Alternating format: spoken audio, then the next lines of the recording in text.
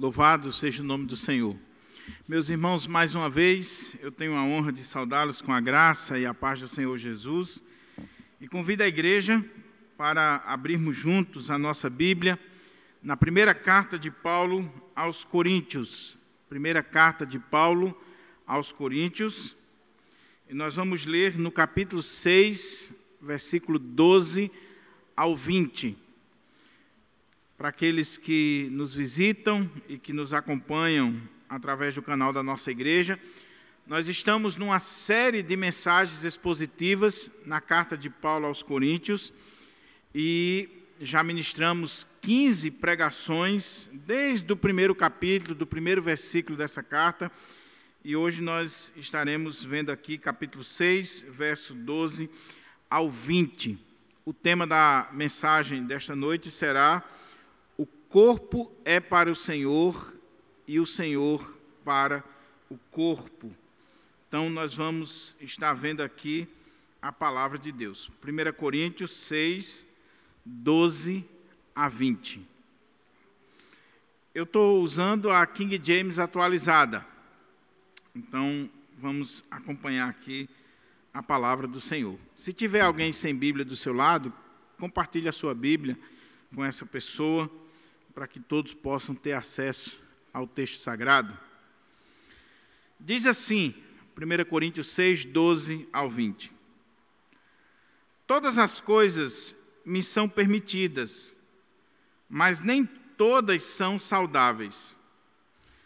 Tudo me é lícito realizar, mas eu não permitirei que nada me domine. Os alimentos são para o estômago e o estômago para os alimentos. Deus, no entanto, destruirá tanto um quanto o outro. Mas o corpo não é para servir à imoralidade, e sim para o Senhor, e o Senhor para o corpo.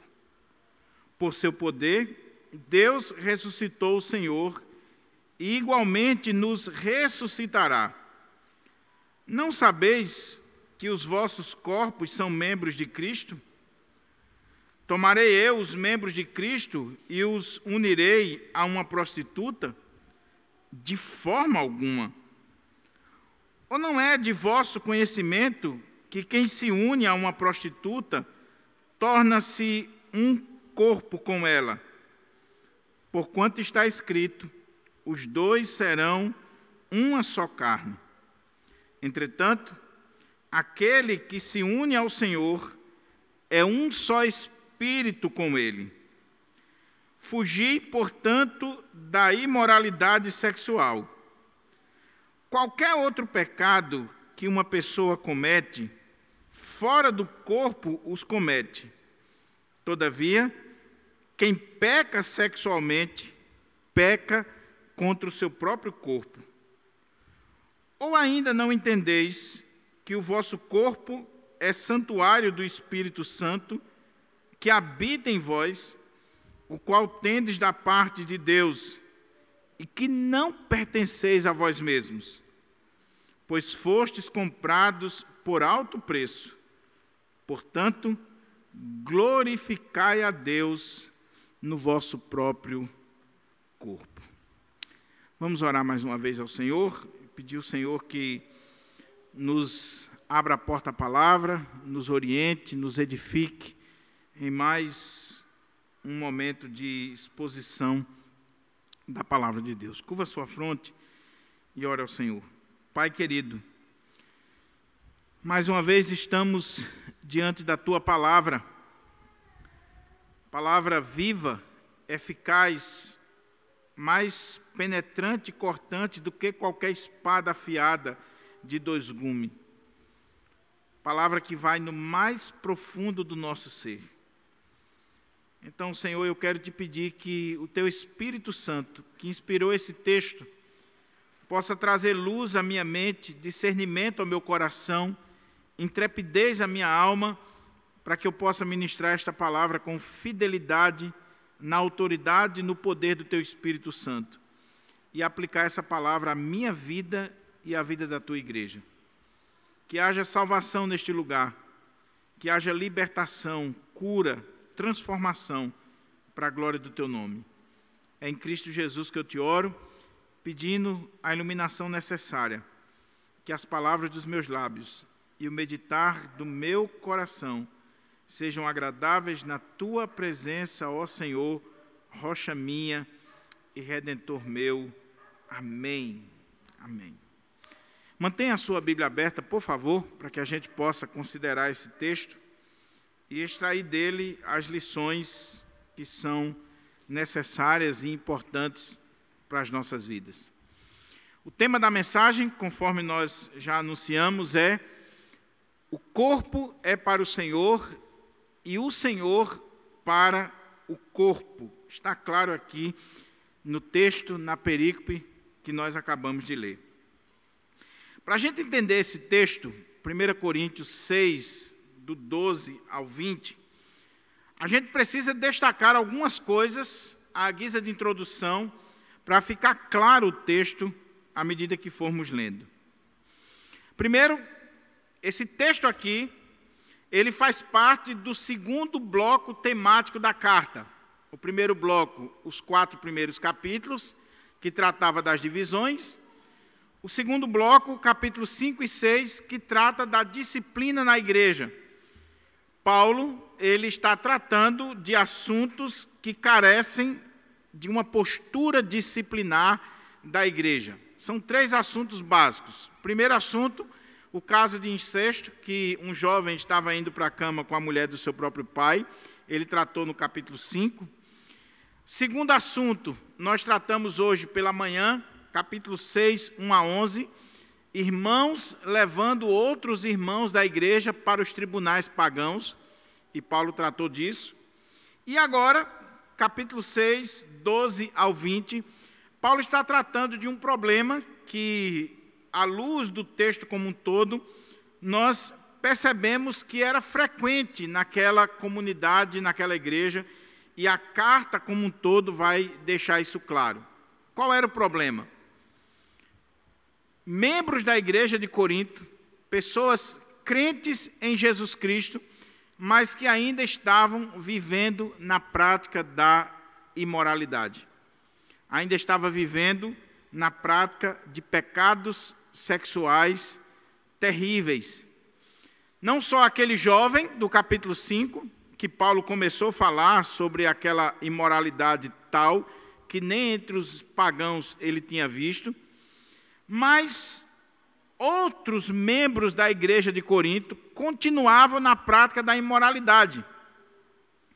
Por isso que Paulo, parece que ele tinha abandonado o tema da imoralidade, quando ele faz esse parênteses entre o capítulo 5 e o capítulo 6, verso 12, quando no 6, 1 a 11, ele tratou da questão dos litígios entre irmãos, mas ele volta imediatamente ao assunto da imoralidade. E é esse o link.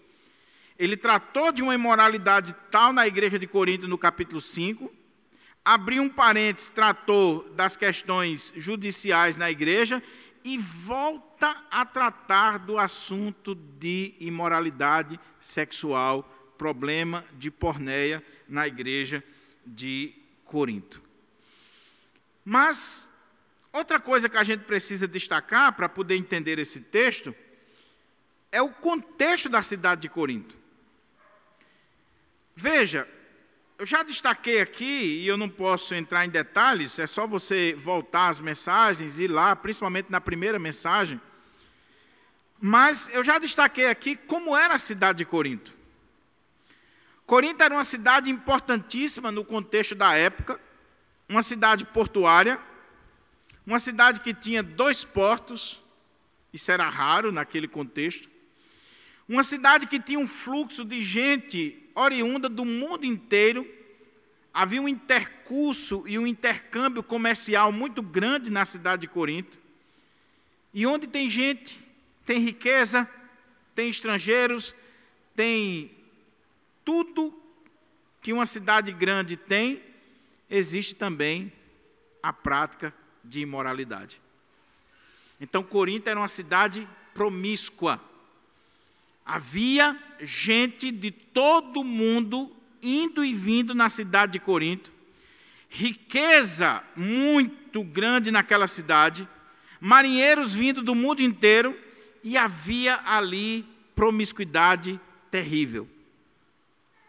Sem falar na chamada prostituição cultual. O que é isso?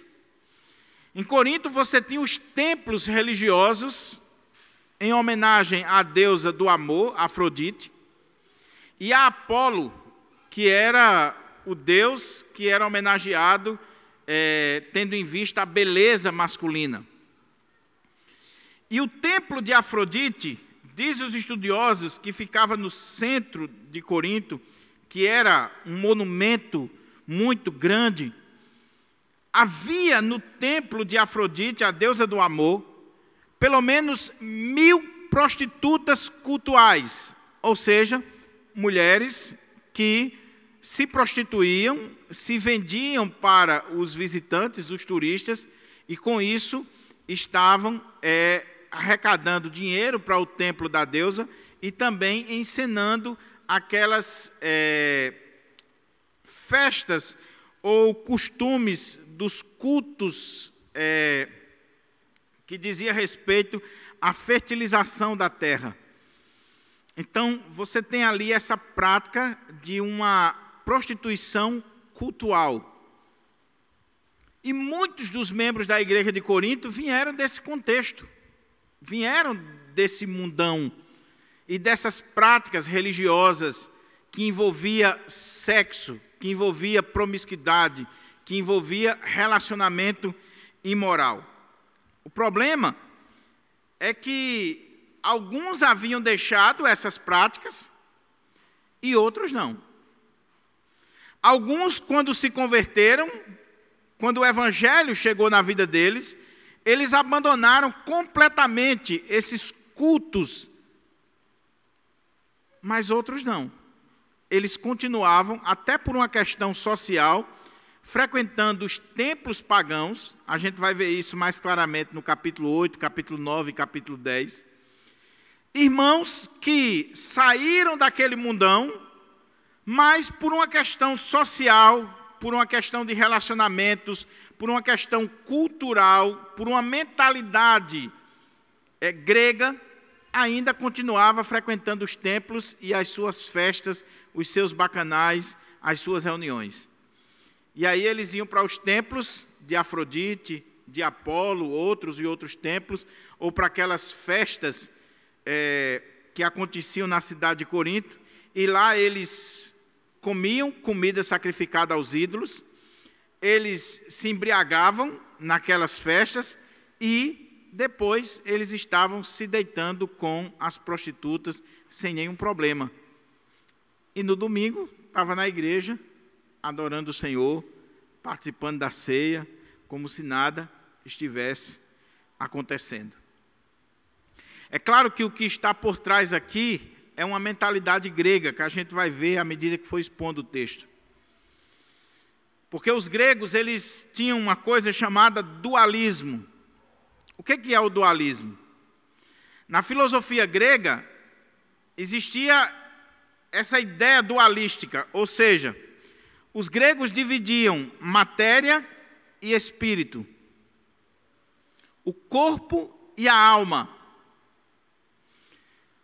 O espírito, a alma, é algo bom.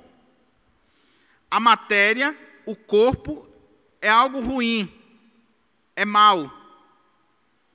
E se eu faço essa dicotomia, esse dualismo, eu vou cair em dois extremos, em dois erros extremamente comuns, que um Paulo vai tratar aqui no capítulo 6 e o outro Paulo vai tratar no capítulo 7, que nós vamos ver domingo que vem. O primeiro extremo é, se o espírito é que é bom, se a alma é que é boa, é imortal, e eu tenho que me preocupar com ela, e a matéria, o corpo, é algo ruim, aquilo que eu faço com o corpo não me interessa, não interessa a ninguém, porque essa matéria aqui, Deus não quer saber dela, ela vai ser destruída. Então, qual o problema de comer, beber? Qual o problema de fazer sexo? Qual o problema de usar o meu corpo da forma como eu quiser? Tudo me é lícito. Tudo me é permitido. Eu posso fazer o que quiser com esse corpo, porque esse corpo aqui a terra vai comer. É um extremo. O extremo da libertinagem, da licenciosidade, de tratar a matéria como algo ruim, e aí liberou geral. É o que Paulo vai tratar aqui.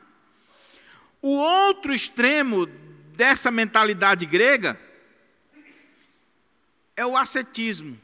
Ou, se o corpo, se a matéria é algo ruim, então eu preciso subjugar esse corpo e eu não posso fazer com ele nada que seja bom, que dê prazer, algo que satisfaça esse corpo. Porque esse corpo é ruim, ele tem que ser subjugado.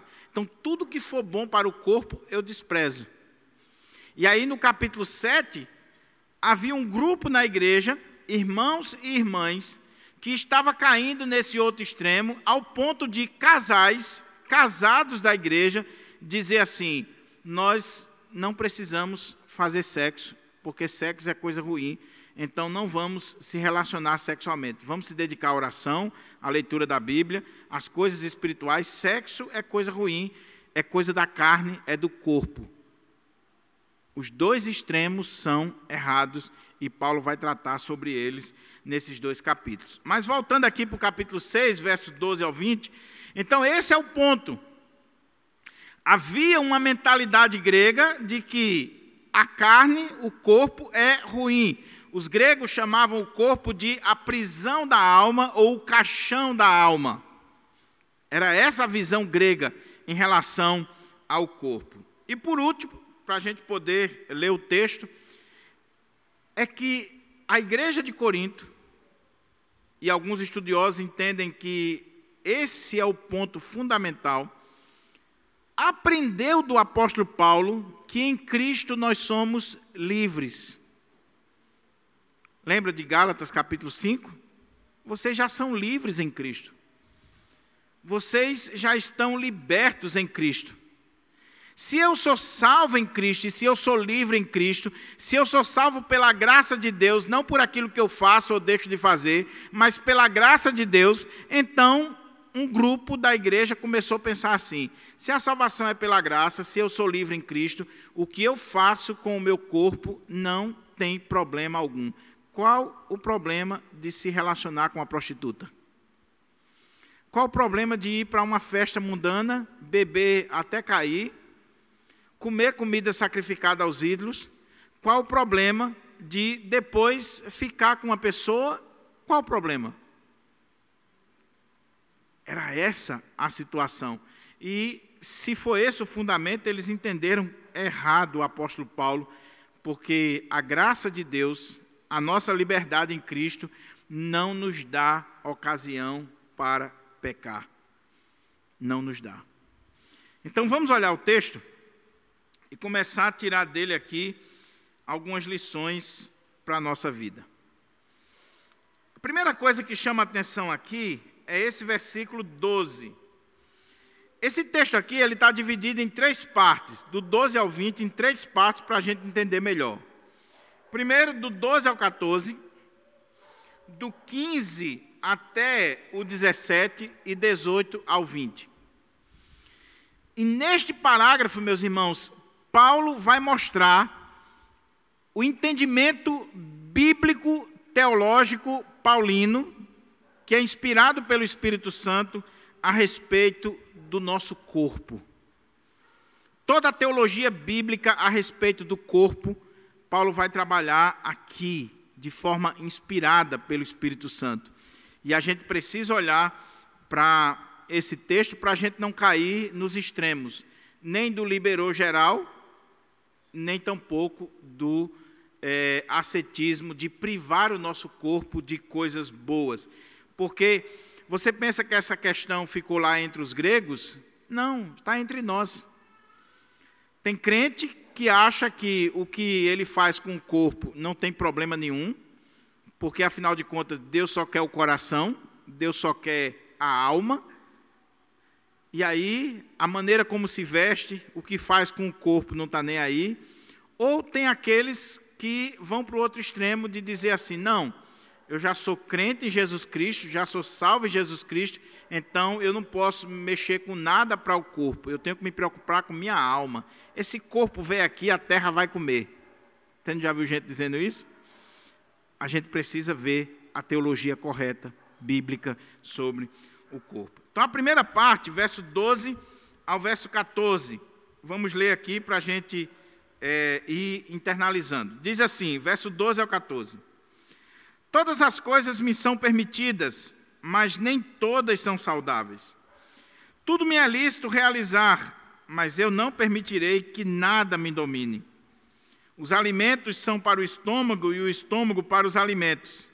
Deus, no entanto, destruirá tanto um quanto o outro.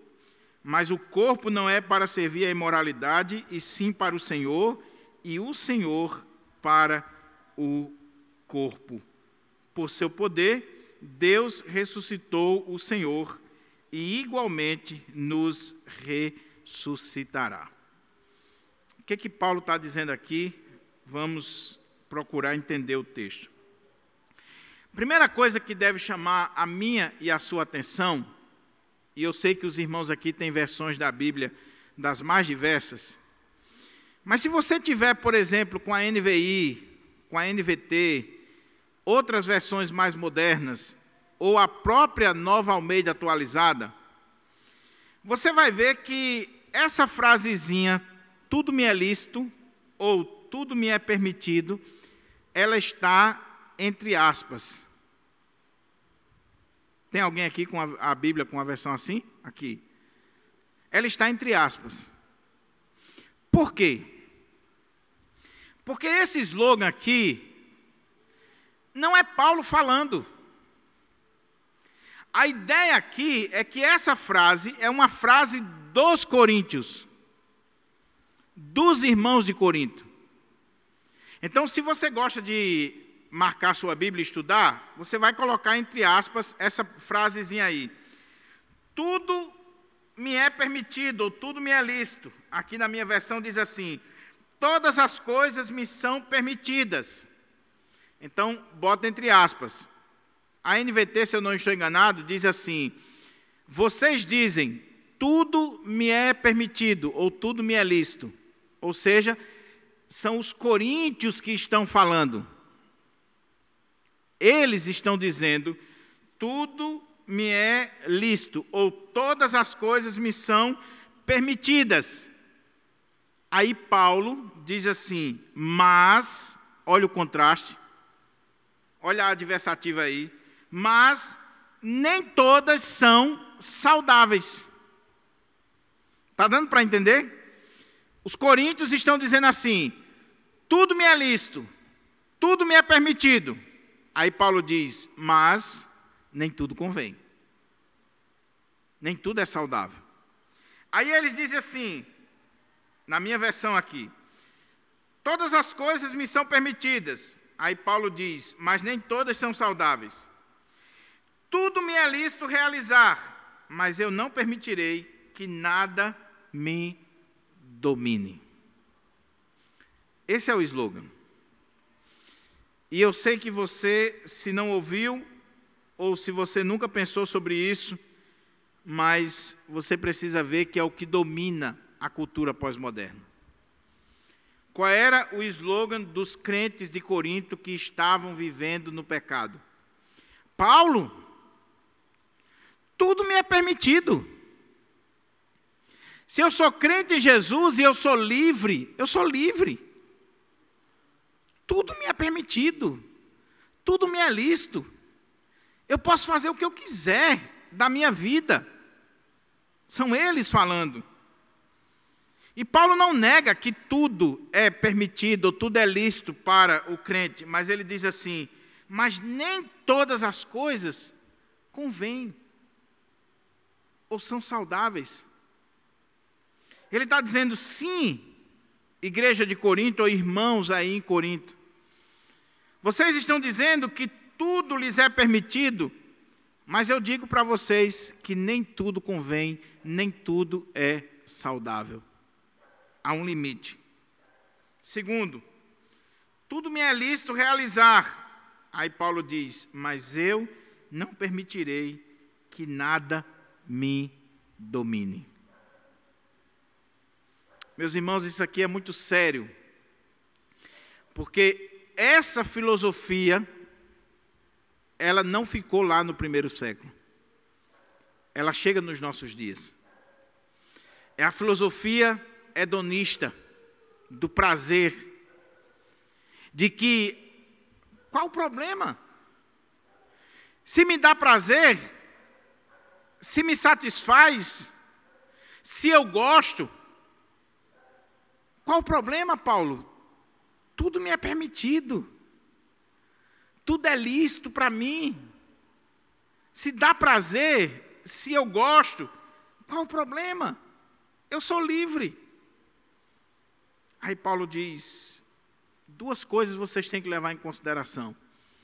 Primeiro, é que há coisas que não convêm, apesar de serem lícitas, de não serem pecados, mas não convém. E outra, eu não me deixarei dominar por nada. Há duas linhas de interpretação aqui extremamente interessantes desse texto. A primeira é que Paulo está dizendo assim, olha, existem determinadas coisas que não convêm,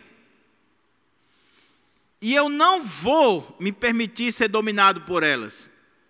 Apesar de serem permitidas, lícitas, eu não vou me deixar dominar por elas. Por exemplo, é lícito comer? É. Mas quando você é dominado pela comida, você cai em quê? Em glutonaria. Então Paulo estaria dizendo assim, é permitido comer, mas eu não vou ser dominado pela comida. A outra ideia aqui seria que Paulo estaria dizendo assim, meus irmãos, essa cultura, essa visão, esse pensamento de liberdade, porque a ideia aqui do texto que os coríntios estavam dizendo é, eu faço o que eu quero da minha vida, eu sou livre, tudo me é lícito, tudo me é permitido. Eu faço o que eu quiser. Aí Paulo diz assim, essa ideia de liberdade que vocês estão arrotando, na verdade, eu não me deixarei dominar por isso, porque essa própria ideia de liberdade é algo que nos escraviza. A pessoa, ela acha que é livre, ela acha que faz o que quer, ela acha que quando dá vazão aos seus prazeres, aos prazeres da carne, aquilo que o corpo está pedindo e ela liberou geral, ela diz assim, tudo me é lícito, tudo me é permitido, eu faço o que eu quero da minha vida, eu sou livre. Paulo está dizendo, não, na verdade você é escravo. Você é escravo dessa liberdade que você está achando que tem. A pessoa livre de verdade é aquela que diz assim, eu posso tomar isso aqui ou não posso tomar. Mas a outra, ela não consegue, por exemplo, deixar de beber a noite toda e ela está dizendo que faz aquilo porque é livre. Paulo disse, tudo me é lícito, tudo me é permitido, mas nem tudo convém, e eu também não me deixarei dominar por coisa alguma, nem mesmo por esse ideal, por essa ideia de uma liberdade que vai me levar à libertinagem e a dar vazão ao meu corpo. Está dando para entender aqui a lógica da argumentação de Paulo e daquele povo? Eles falam, Paulo rebate. Eles repetem a argumentação, Paulo rebate mais uma vez. Aí eles mudam o argumento. Saiu do tudo me é lícito, do tudo me é permitido, para o seguinte argumento que é muito forte. Ora, Paulo, os alimentos são para o estômago e o estômago para os alimentos. Deus, no entanto, destruirá tanto um quanto o outro. E aqui tem um problemazinho de tradução, porque essa segunda parte do texto, mais uma vez se pergunta se é Paulo ou os coríntios. A primeira parte a gente sabe que não é Paulo que está falando, porque é um argumento deles, daquele grupo. Os alimentos são para o estômago e o estômago para os alimentos. Aí o texto diz: Deus, no entanto, destruirá tanto um como o outro. Então, algumas traduções dão a entender que essa frase aqui, Deus destruirá tanto um como o outro, é Paulo respondendo a essa premissa. Outras traduções, como a que eu estou utilizando, entende que essa frase ainda faz parte da argumentação dos coríntios. E eu, após estudar o texto, ler os comentários, eu acho que ainda faz parte, que a argumentação de Paulo vem depois. Porque olha a lógica aqui qual é. Lembre-se que a questão aqui é a imoralidade sexual. Crente que está indo para os templos pagãos, para as festas na cidade de Corinto, e bebiam, comiam e se relacionavam com prostitutas. E Paulo está dizendo que não pode. Aí eles vão usar um argumento natural. Qual é o argumento? Paulo, os alimentos são para o estômago e o estômago para os alimentos. E aí eles estão dizendo, e Deus vai destruir tanto um como o outro. É uma possibilidade. O que é que eles estão dizendo aqui? Ora, existe coisa que é feita para outra. Existe um estômago que Deus fez para os alimentos e existe os alimentos para o estômago. Então, qual o problema de eu comer o que eu quiser? Eu tenho um estômago. Existem alimentos. Os alimentos são para o estômago e o estômago para os alimentos. Qual o problema de comer o que quiser? E detalhe, aí poderia ser eles mesmos falando, e eu acredito que seja. Deus vai destruir tanto um como o outro. Se Deus vai destruir tanto o estômago como os alimentos, não existe alimento proibido, não existe problema em comer do que quiser, porque isso vai se acabar aqui mesmo. Está vendo a lógica da argumentação? Se for Paulo falando aqui a segunda parte, o que Paulo estaria era rebatendo o argumento deles. O estômago é para os alimentos e os alimentos para o estômago. Aí Paulo diz, mas Deus vai destruir tanto um como o outro. Só que eu entendo que a coisa está junta e que Paulo vai falar agora. Que a argumentação deles é muito interessante, é forte. Ora, eu tenho um estômago, está ali o alimento. O meu estômago é para esse alimento é para o meu estômago. E Deus vai destruir isso aqui. Então, por que eu vou me privar de alimento? Por que eu vou me privar de comer uma comida saborosa, se no final isso vai ser destruído? Mas onde é que está a sutileza da argumentação? E onde é que está aqui a seta maligna que ainda hoje é utilizada? É que Paulo vai dizer assim, olha como é que o texto diz. Os alimentos são para o estômago e o estômago para os alimentos. Deus, no entanto, destruirá tanto um como o outro. Aí Paulo diz, mas o corpo não é para servir à imoralidade, e sim para o Senhor, e o Senhor para o corpo. Olha a argumentação de Paulo. Porque a lógica desses libertinos em Corinto, e que acontece ainda hoje, é o seguinte. Essa é a lógica. Paulo, existem coisas que são naturais. Ou seja, além de eu entender que tudo me é lícito, que tudo me é permitido, que eu sou livre para fazer o que eu quiser, eu tenho necessidades naturais que o próprio Deus criou.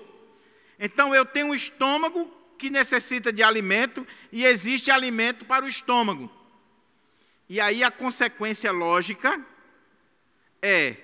eu tenho um corpo que tem necessidades sexuais e Deus criou outra pessoa que também tem necessidades. Então, nós nos completamos. Então, o homem é para a mulher e a mulher é para o homem. Qual o problema da relação sexual? Está vendo a lógica? Uma vez eu tive que aconselhar um irmão que ele dizia o seguinte: não, pastor, não existe problema do homem se relacionar sexualmente. Sexo é uma coisa natural do ser humano. Deus fez o homem, Deus fez a mulher, o homem tem necessidades, a mulher tem necessidades, e qual o problema de satisfazer as suas necessidades? Ou seja, Deus fez o estômago, e tem hora que o estômago está com fome, tem necessidade de alimento, eu vou e dou alimento para o estômago. Deus fez o meu corpo, Deus me deu órgãos sexuais, Deus me deu hormônios, Deus me deu uma estrutura que necessita do sexo. Então, qual o problema? E quantos pais, quantas mães, eu não estou falando de descrente não, estou falando de crente. Quantas mães que dizem assim: meu filho é homem, meu filho tem necessidades físicas, biológicas, qual o problema? Uma vez eu tive que aconselhar uma mãe que ela dizia assim: olha, pastor, meu filho pré-adolescente, eu mesmo compro os preservativos para ele e digo: olha, o importante é você se cuidar. Crente. Aí Paulo diz: essa lógica de vocês não está correta. Ok, os alimentos são para o corpo, e o corpo para os alimentos, ou para o estômago? Sim, mas o nosso corpo não é para a imoralidade. Quando Deus fez o meu corpo, não foi para que o meu corpo fosse usado para a prática de imoralidade sexual. Quando Deus fez o meu corpo, Ele fez o meu corpo para o Senhor e o Senhor para o corpo. Ou seja, esse silogismo, essa lógica, essa argumentação de vocês, para aqui. Para aqui. E abrindo um parênteses aqui, meus irmãos, cuidado com lógica. Nem tudo que é lógico do ponto de vista divino. Cuidado com a lógica. Cuidado com as premissas erradas. Cuidado com esse silogismo que muitas vezes a gente usa e a nossa mente usa como defesa para justificar os nossos pecados. Era isso que estava acontecendo aqui. Lembre-se que Corinto é uma cidade grega, com escolas de filosofia. A filosofia é importante, é uma bênção, sim, o conhecimento é fundamental, mas a gente precisa ter cuidado para não estar usando a lógica sem a premissa bíblica, a teologia bíblica. Logicamente falando, o argumento está certo. Logicamente e humanamente. O estômago é para os alimentos para o estômago. Deus me fez com um corpo que tem necessidades físicas, sexuais. Deus fez a mulher também com um corpo que tem necessidades físicas e sexuais. Então, do mesmo jeito que quando eu estou com fome, eu vou num restaurante e como e satisfaço a minha fome, se eu estou com necessidade sexual, eu também encontro uma pessoa, me relaciono com ela, ela vai para a casa dela, eu vou para a minha e vamos viver a minha vida. É essa a lógica do mundo. Mas a lógica de Deus, o que Paulo diz, vocês dizem, né? Os alimentos são para o estômago e o estômago para os alimentos. Deus, no entanto, destruirá tanto um quanto o outro. Aí Paulo, mas o corpo, ou seja, não venha com essa lógica até chegar no corpo. Por quê? Mas o corpo não é para servir à imoralidade, e sim para o Senhor, e o Senhor para o corpo. Ou seja, meu querido irmão e minha querida irmã, quando Deus lhe deu um corpo, não foi para você satisfazer esse corpo do jeito que você quer. Esse seu corpo foi feito para o Senhor, para a glória do Senhor. E ele vai terminar dizendo: glorificai a Deus com o vosso corpo. Destruiu a argumentação dos coríntios, porque a argumentação deles, a lógica, era: o corpo é para o sexo e o sexo é para o corpo. Paulo diz: nada disso. O corpo é para o Senhor e o Senhor é para o corpo. Ou seja, quando Deus fez o nosso corpo, Deus não fez necessariamente o nosso corpo para a relação sexual. Deus fez o nosso corpo para glorificar a Ele, em primeiro lugar. E um detalhe que tem aqui, que é essa premissa, e depois Paulo vai destrinchar isso aqui, e que intriga os estudiosos. Porque veja o que o texto está dizendo, meus irmãos. O corpo é para o Senhor. É fácil de entender, né? Ou seja, quando Deus criou o ser humano, quando Deus criou o corpo humano, Ele fez para Ele, para a sua glória, que é o que Ele vai dizer no final. Mas o que Ele quer dizer quando Ele diz assim: e o Senhor é para o corpo? O que isso quer dizer? Isso intriga os estudiosos, porque o que Paulo estaria dizendo aqui é que quando Deus criou o corpo humano, Deus criou esse corpo, e nesse projeto aqui de Deus, já estava em vista o seu Filho Jesus Cristo, que teria um corpo humano. Então, nós fomos criados, o corpo foi criado, o homem foi criado para o Senhor, mas o Senhor existe para um corpo, ou seja, Jesus Cristo iria assumir um corpo humano. E Jesus Cristo está em carne, em corpo, Ele assumiu um corpo para todo sempre.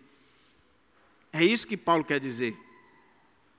Ou seja, os anjos não têm corpos, eles são seres criados por Deus, eles têm liberdade, eles têm inteligência, eles têm capacidades, mas eles não têm corpo.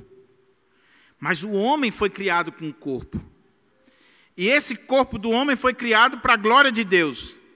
Mas não só para a glória de Deus. Quando Deus criou o corpo do homem, Deus já estava nos planos dele, na eternidade, Ele já estava determinando que o seu filho teria um corpo. Ou seja, quando Ele criou o corpo, Ele estava criando o corpo para o seu filho. E aqui Paulo destrói toda essa filosofia que despreza o corpo humano, que olha para a matéria como sendo má, que olha para o corpo como sendo algo ruim, que olha para a humanidade ou para o corpo como a prisão da alma. Ou seja, aquela filosofia grega em relação à matéria cai por terra aqui. Ele está destruindo toda essa filosofia grega. Os gregos não conseguiam entender como é que Deus pode assumir matéria, corpo humano. Se a matéria é má, como é que Ele pode assumir a matéria? Mas Paulo está dizendo que o Senhor criou o corpo, porque esse corpo é para o Senhor. E aí, ele vai usar outro argumento para a gente ir para a segunda parte. Ele vai dizer assim: por seu poder, Deus ressuscitou o Senhor e igualmente nos ressuscitará. Qual é o argumento aqui, meus irmãos? Vocês estão comigo? Qual é o argumento? Eles disseram assim: olha, Paulo, o estômago é para os alimentos e os alimentos para o estômago. A consequência lógica do argumento deles, onde é que eles querem chegar? é que o corpo é para o sexo e o sexo é para o corpo. Aí Paulo diz, sim, o estômago é para os alimentos para o estômago, Deus vai destruir tanto um quanto o outro. Porém, o corpo é para o Senhor, ou seja, não é para a imoralidade sexual, e o Senhor é para o corpo. E diferente do estômago ou dos alimentos que vocês estão dizendo que Deus vai destruir, e de fato vai destruir, o corpo não se destina à destruição, mas à ressurreição. Olha que coisa extraordinária. Olha que coisa linda o que Paulo está dizendo aqui. Porque na mentalidade grega, na mentalidade daqueles irmãos, é o seguinte, o corpo, a matéria, vai ser destruído. Se vai ser destruído, o que eu faço com esse corpo não interessa. Você já viu aquela lógica? Menina, olha, tu vai ficar para titia, viu?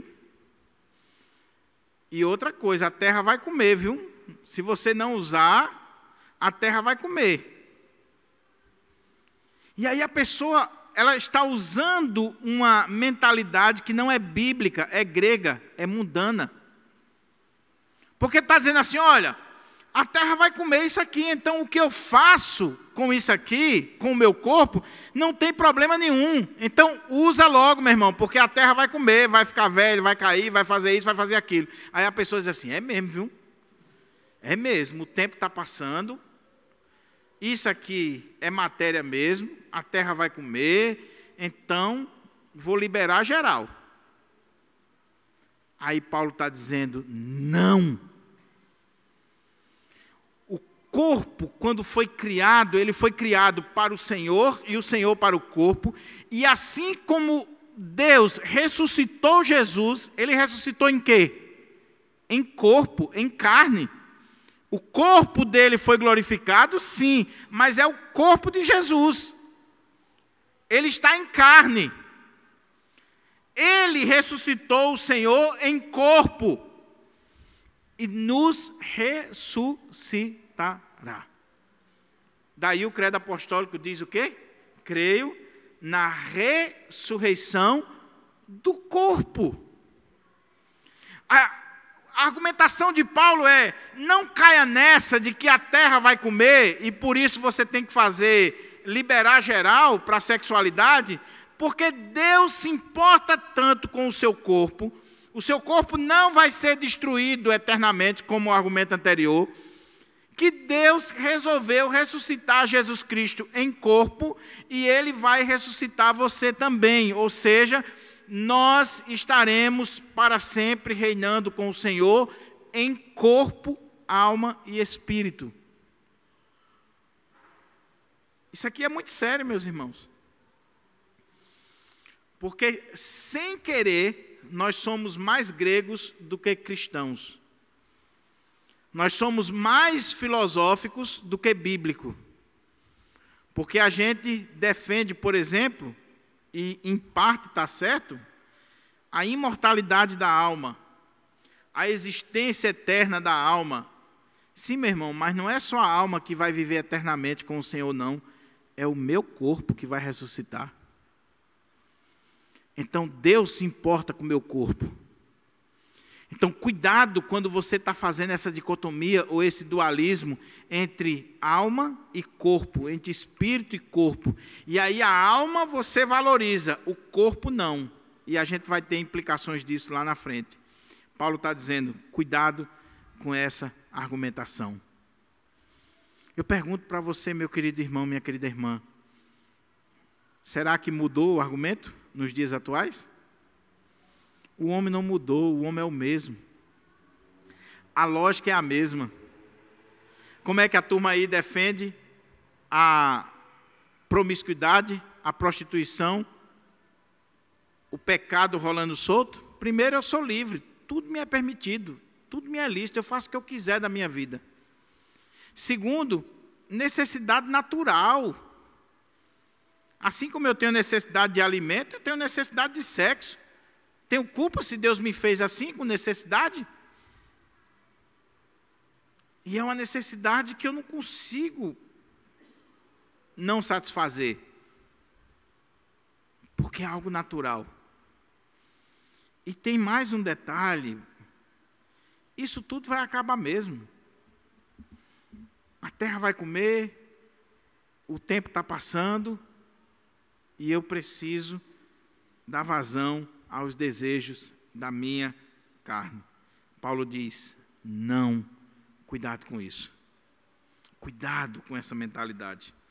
Aí, como ele fez essa afirmação teológica, que o corpo é para o Senhor e o Senhor é para o corpo, e ele argumentou dizendo que Deus ressuscitou Jesus e nos ressuscitará igualmente, ou seja, Deus se importa com o meu corpo a ponto de vai morrer, vai para a terra, mas um dia o Senhor vai trazer esse corpo de volta e eu vou estar para sempre com ele. A partir de agora ele vai argumentar e ele vai defender uma teologia do corpo. E isso aqui é fundamental para nós, meus irmãos e irmãs. Olha como é que ele diz, versículo 15 até o verso 18. Ele diz assim: não sabeis que os vossos corpos são membros de Cristo? Tomarei eu os membros de Cristo e os unirei a uma prostituta? De forma alguma. Ou não é de vosso conhecimento que quem se une a uma prostituta torna-se um corpo com ela? Porquanto está escrito: os dois serão uma só carne. Entretanto, aquele que se une ao Senhor é um só espírito com ele. Olha como é que Paulo agora vai argumentar contra a prática da imoralidade, do sexo ilícito, da prostituição no meio do povo de Deus, fazendo uma teologia do corpo. Ele disse que o corpo é para o Senhor e o Senhor para o corpo. Aí ele diz mais uma vez: não sabeis? Nesse capítulo 6 tem 6 vezes essa expressão: não sabeis, não sabeis, não sabeis. Vocês não sabem, igreja de Corinto, que os vossos corpos são membros de Cristo? Que vocês fazem parte do corpo de Cristo, vocês são membros do corpo de Cristo. Aí ele diz: tomaria eu os membros de Cristo e uniria a uma prostituta? E a resposta é: de forma nenhuma. Como é que eu posso pegar um membro do corpo de Cristo e unir esse membro do corpo de Cristo a uma prostituta? De forma alguma. Aí ele diz: não sabeis que os vossos corpos são membros de Cristo? Tomaria eu os membros de Cristo e os uniria a uma prostituta? De forma alguma. Ou não é de vosso conhecimento que quem se une a uma prostituta torna-se um corpo com ela? Porquanto está escrito: os dois serão uma só carne. Ele cita Gênesis 2:24. O que ele está dizendo é, olha a lógica de Paulo, para combater a prática desse pecado. Quando você se converteu, você se tornou um membro do corpo de Cristo. Você faz parte do corpo de Cristo. Você está em Cristo. E ele vai detalhar mais agora. Quando você se deita com uma prostituta, com alguém que não é a sua esposa, que não é uma serva de Deus, mas é, além de idólatra, pagã, é uma prostituta. Quando você se deita e se relaciona com ela sexualmente, você se tornou uma só carne com ela. Gênesis 2:24. Aí ele está dizendo que você pegou um membro de Cristo e você tornou uma só carne com aquela prostituta. Mas olha a lógica de Paulo agora. Não sabeis que os vossos corpos são membros de Cristo? Tomaria eu os membros de Cristo e os unirei a uma prostituta? De forma alguma. Ou não é de vosso conhecimento que quem se une a uma prostituta torna-se um só corpo com ela? Porquanto está escrito: os dois serão uma só carne. Entretanto, aquele que se une ao Senhor é um só espírito com Ele. Qual é o ponto aqui, meu irmão? E aqui a coisa complica. Se você é crente, você é um com Jesus. Você está unido a Cristo. É a união mística com Cristo. Você é membro do corpo de Cristo. Você está unido a Jesus.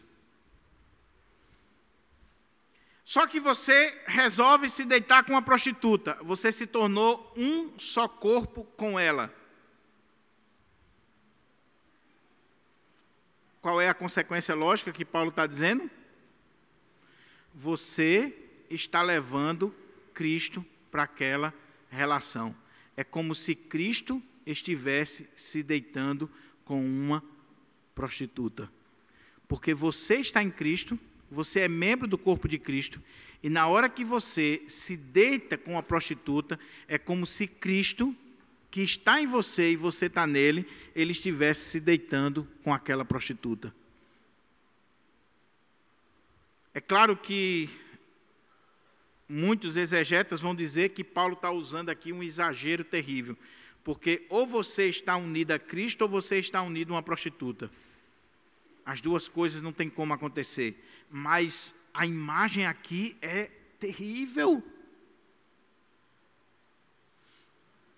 Conta-se que um pastor estava num tribunal eclesiástico julgando um irmão que tinha caído em pecado. E na hora das perguntas, o pastor fez uma pergunta emblemática para aquele jovem. Meu irmão, quando você se deitou com aquela prostituta, você não se lembrou de mim? E o jovem ficou intrigado.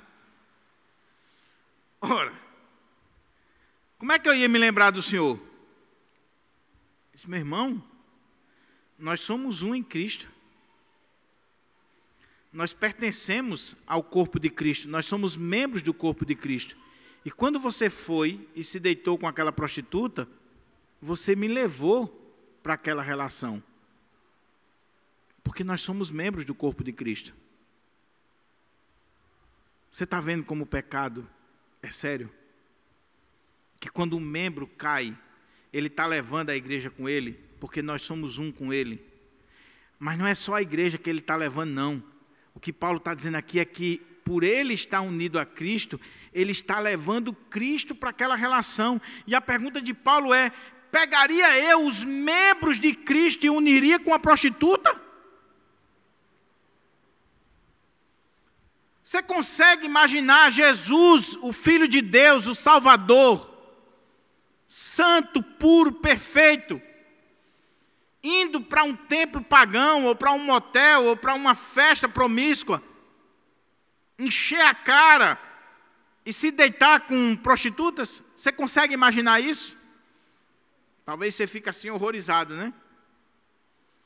Mas toda vez que um crente faz isso, ele está levando Cristo, ele está levando a igreja, ele está levando os outros membros do corpo de Cristo. Por isso que Paulo está sendo tão duro. Então, ele diz, não sabeis que os vossos corpos são membros de Cristo?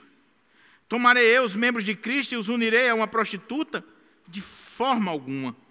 Ou não é de vosso conhecimento que quem se une a uma prostituta torna-se um só corpo com ela?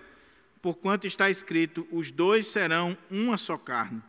Entretanto, aquele que se une ao Senhor é um só espírito com ele. Se nós estamos em Cristo, se nós somos um em Cristo, nós deveríamos pensar 1000 vezes em cair em um pecado como esse, porque Cristo está indo para ali. Há um clássico da literatura evangélica que eu queria recomendar para você.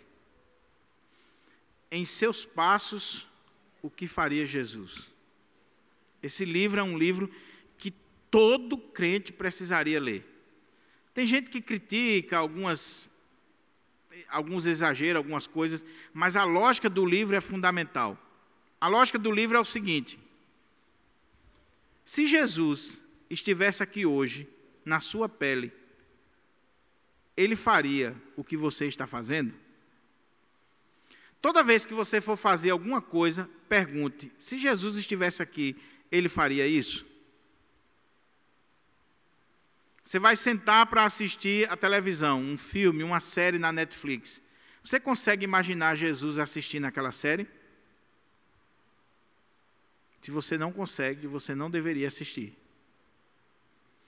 Você vai para determinados lugares. Você consegue imaginar Jesus ali naquele lugar que você está? Se você não consegue imaginar, você não deveria estar ali. Essa é a lógica. Você vai dizer determinadas palavras. Você consegue enxergar Jesus dizendo aquelas palavras que você está dizendo? Aquelas piadas que você está contando? Se você não consegue, você não deveria fazer aquilo. É o que Paulo está dizendo aqui. Nós estamos unidos a Cristo. Detalhe, meu irmão. Toda vida que você senta para assistir as suas séries na Netflix ou diante do computador, Jesus está com você. Sua mulher pode não estar. Seu marido pode não estar, minha irmã. Mas Jesus está com você. E Ele está assistindo o que você está assistindo. Toda vez que você abre o seu celular, Ele está ali vendo o que você está vendo. É essa a lógica de Paulo. E se você sai com uma prostituta, você está levando Cristo para aquela relação. Caminhando para a conclusão, vamos ver aqui a última parte do texto que Paulo está colocando para nós. Qual é a consequência lógica do que Paulo acabou de dizer? Fugi, portanto, da imoralidade sexual. Ele está se dirigindo à igreja de Corinto, aos jovens daquela igreja, aos irmãos daquela igreja, que estavam indo para os templos pagãos ou para as festas de Corinto e se relacionando com prostitutas, e que usaram toda essa argumentação lógica barata, e ele está dizendo, fujam da imoralidade sexual. Fuja. Você já parou para pensar que a Bíblia não manda fugir do diabo? A Bíblia diz, resistir ao diabo. Detalhe, dizer o texto completo. Sujeitai-vos a Deus, resistir o diabo, e ele fugirá de vós. Não vá resistir o diabo sem antes estar sujeito a Deus, que você se quebra. Sujeitai-vos, portanto, a Deus, ou seja, esteja debaixo das asas do Senhor, da proteção do Senhor, aí resiste o diabo e ele foge de você. Agora, toda vez que a Bíblia fala de sexualidade, de porneia, a Bíblia diz assim, fuja, dê no pé. Fuja dos desejos da mocidade. Fugir da imoralidade. Lembra de José? A mulher estava lá tentando ele. José balançou, meu irmão, porque José era homem. Se alguém está dando em cima de você, meu irmão, e você não sente nada, você está precisando de um tratamento seríssimo. Se você não se sente atraído, meu irmão, ou minha irmã, vamos falar aqui o português bem claro.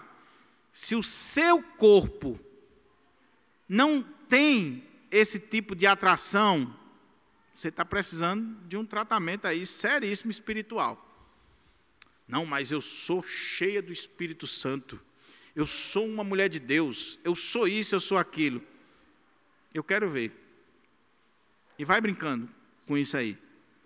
A Bíblia diz, fuja, dê no pé. Não fica não, meu irmão, que a queda é feia. É feia. Se José não tivesse corrido, ele estava na cama até hoje com a mulher de Potifar.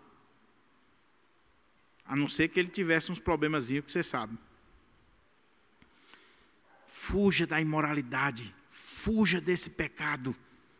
Caia fora. Não abra brecha. Não dê espaço, o mínimo espaço. Meu irmão, se você está sendo atraído por uma pessoa no seu trabalho, se for preciso, mude de trabalho. Caia fora. Mas não fique lá.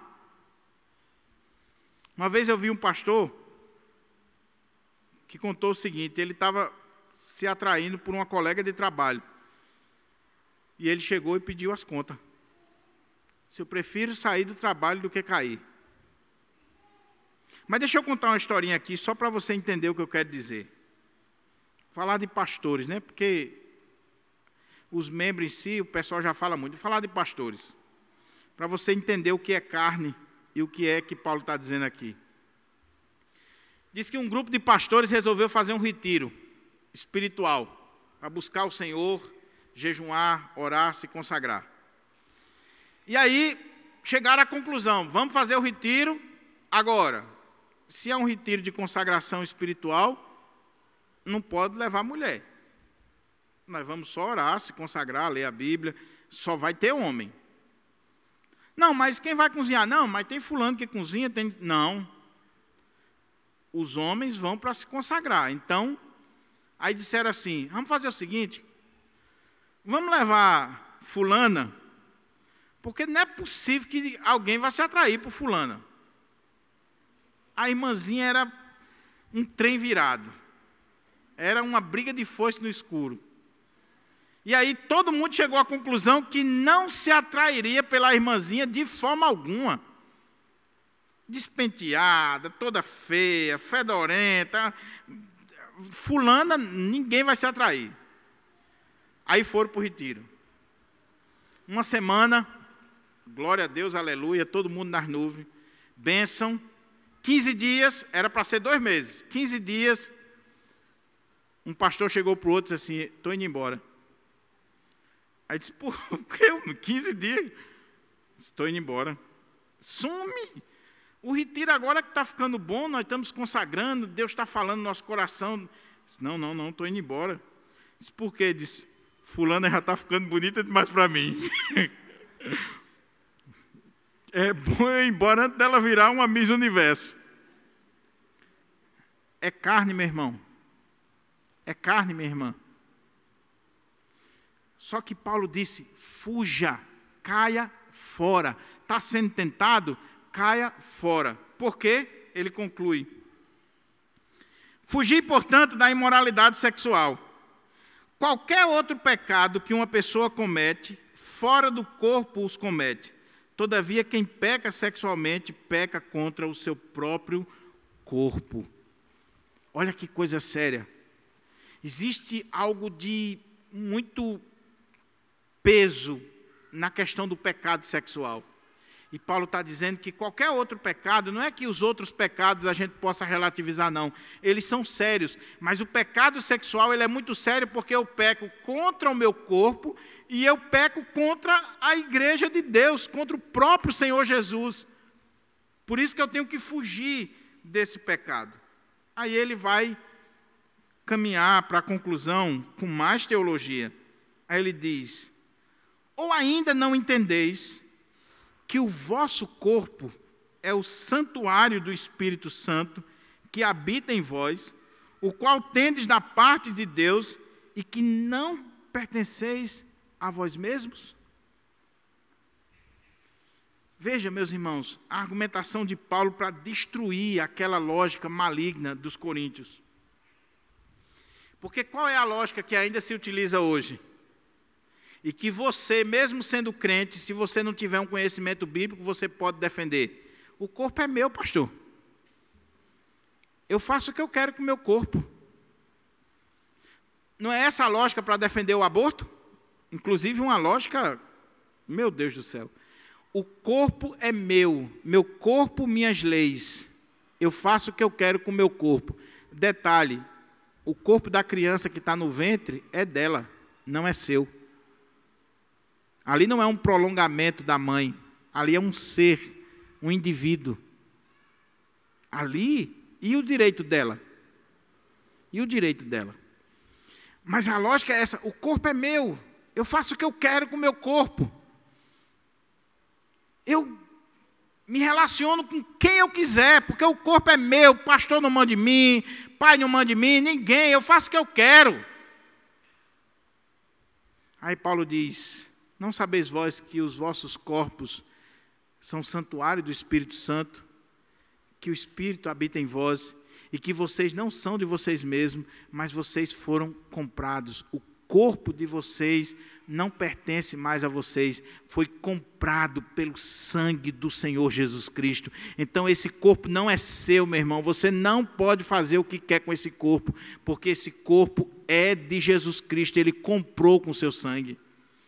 E você é o templo do Espírito Santo de Deus. Não profane esse templo, não profane essa casa que o Senhor habita. Aí ele conclui dizendo assim: pois foste comprado por alto preço.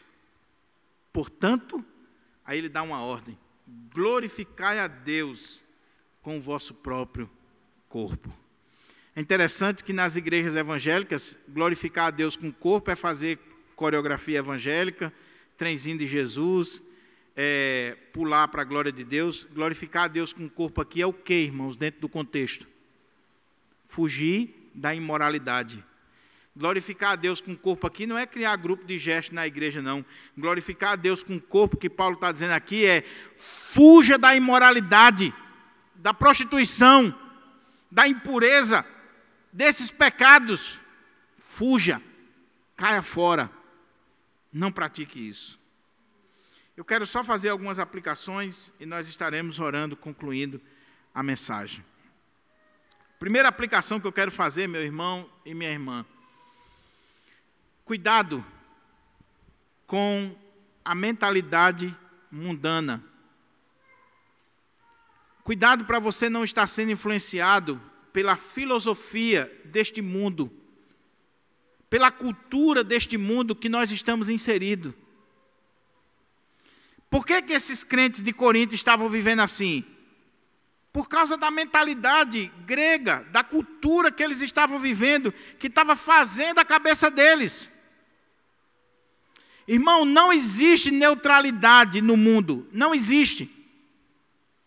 O filme que você assiste, a música que você escuta, o livro que você lê, tudo que está sendo produzido aí tem um propósito por trás, tem uma mensagem. Não seja inocente. Ah, pastor, então não posso assistir uma série na Netflix? Pode, mas procure entender o que eles estão transmitindo. Qual é a mensagem que está por trás? Ah, pastor, então não posso escutar uma música? Pode, meu irmão, mas veja o que está sendo passado pelaquela música.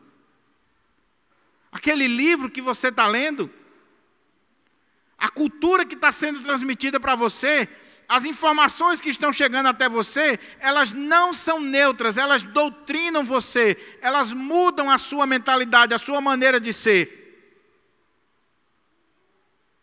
Quer um exemplo? Essa dicotomia aqui, entre sagrado e profano. Não, pastor, tem coisas que eu defendo na igreja, e ok. Agora, lá fora, aí eu penso diferente. Cuidado com esse mundo, com aquilo que está sendo transmitido para você. Hoje, principalmente nas redes sociais. Antes era mais na mídia, de um modo geral, na televisão. A Globo chegou um período que disse assim: ainda não dá para botar duas mulheres se beijando. Mas vamos começar a colocar personagens homossexuais ou lésbicas que sejam gente finíssima, que faz você rir, e aí você vai se acostumando com aquele personagem, daqui a pouco botaram se beijando, depois bota se abraçando, se relacionando, casando, e você já nem sentiu mais o que eles fizeram.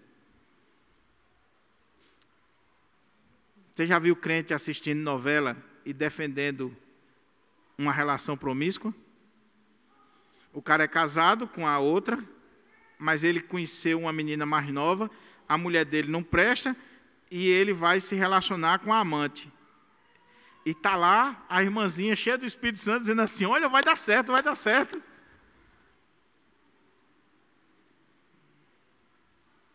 Cuidado com a mentalidade do mundo entrando na sua vida. Livro, música, séries, filmes, tudo tem um propósito por trás. E se você não tiver o filtro da palavra de Deus, você pode ser enganado, induzido ao erro. Segunda coisa que eu quero destacar aqui, à luz desse texto.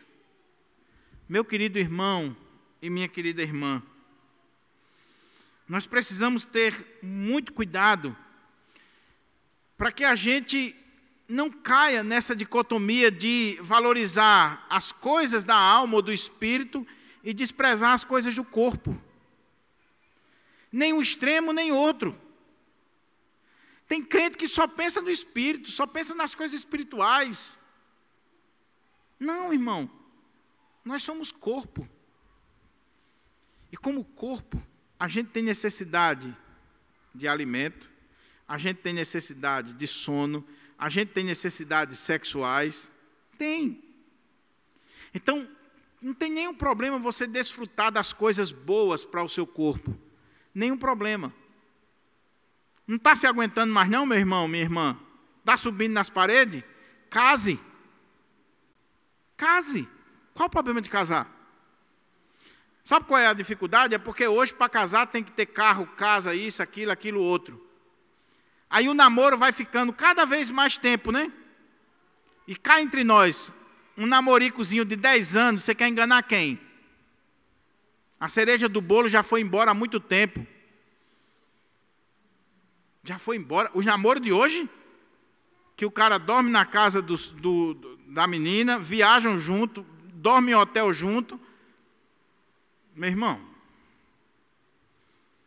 então, ao invés de você viver na prática do pecado, que é o caminho que vai acontecer aí, case, meu irmão, case, se una, faça a coisa certa, mas não viva na prática do pecado. Mas o ponto que eu estou dizendo aqui é, esse texto vai nos ensinar a valorizar o nosso corpo, a cuidar do nosso corpo. Eu estava lendo esse texto e não saía da minha cabeça Geórgia. Olha ela rindo aqui, ó. Porque esse texto aqui tem implicações de todas as áreas para a gente. E eu estava dizendo aqui, eu tenho que fazer academia, eu tenho que cuidar do corpo. Tenho que fazer dieta. Eu tenho que dormir na hora certa. Eu tenho que me importar com o meu corpo. Porque eu não posso cair nos extremos. Aquelas irmãs das igrejas antigas, né? Aquela santidade que é a alma, o espírito e as pernas e o sovaco cheio de cabelo. Oh, minha irmã, cuida do corpo. Cuida do corpo. O Senhor se importa com o seu corpo. Não é só o espírito, não. Se cuide, se valorize para a glória de Deus. O Senhor se importa com esse corpo. E a outra coisa que eu quero destacar aqui, que Paulo está colocando para nós, vamos glorificar a Deus com o nosso corpo. Deus não fez o nosso corpo para a imoralidade, para a prostituição, para as coisas que esse mundo está colocando aí. Deus fez para a sua glória. Então nós precisamos glorificar a Deus com todo o nosso ser, com as nossas palavras, com a nossa inteligência, com o nosso pensamento, com o nosso corpo, que foi comprado pelo sangue do Senhor. Como eu disse, as implicações aqui são seríssimas, meus irmãos. O tempo não me permite, mas as implicações são sérias. Os nossos pais puritanos, por exemplo, no sábado à noite, eles iam dormir cedo. Sabe para quê? Para no outro dia estar no culto, louvando a Deus e glorificando a Deus com o corpo, mas o corpo inteiro. O que a gente faz? A gente fica até 3 horas da manhã e no outro dia está na igreja dormindo, cansado, quebrado, oferecendo a Deus um culto com o meu corpo de qualquer jeito. Não, meu querido, glorifica a Deus com o seu corpo. Dê o seu melhor. Faça o seu melhor. E como disse Paulo aqui, fuja da imoralidade. Fuja da porneia. Imoralidade aqui tem a ver com todos os pecados relacionados à área sexual. Aqui estava sendo aplicado especificamente para a prostituição, o relacionamento com prostitutas. Mas tem a ver aqui com adultério, tem a ver aqui com fornicação, com tantas e tantas coisas. Fuja, caia fora. fuja. Qualquer pecado que o homem comete, fora do corpo, ele comete. Mas quem comete o pecado da prostituição, ou da impureza, ou da imoralidade, os efeitos é no seu próprio corpo. É no seu próprio corpo. E quantas vezes crentes têm pagado um preço altíssimo por viverem assim? Glorifica a Deus, meu querido. Você que é jovem, você, minha irmã, você, meu irmão, você que não casou ainda, as meninas da igreja, eu sempre digo isso. Recentemente disseram, o pastor é misógino, é não sei o quê, fala das mulheres. Não, eu estou falando para o bem. Quando eu digo para as meninas da igreja, não seja maçaneta de porta, que todo mundo pega, que todo mundo acaricia. Não dê a cereja do bolo sem que o cara leve você para o altar. Se valorize. Eu conheci uma menina crente, serva de Deus. Na primeira noite que o cara foi namorar com ela, resolveu passar a mão onde não devia, ela deu uma tapa nele segura e disse, nunca mais faça isso. O cara disse, opa, essa aqui é para casar. Porque as outras eu fazia, ela deixava e achava bom. Crente. Essa aqui não. Essa aqui disse, opa, tem limite. Você está achando que eu sou qualquer uma? Então se valorize. Glorifique a Deus com o seu corpo. Viva para a glória de Deus. Que o Senhor aplique a palavra dele no nosso coração. Que haja mudança, que haja graça na nossa vida. Vamos orar?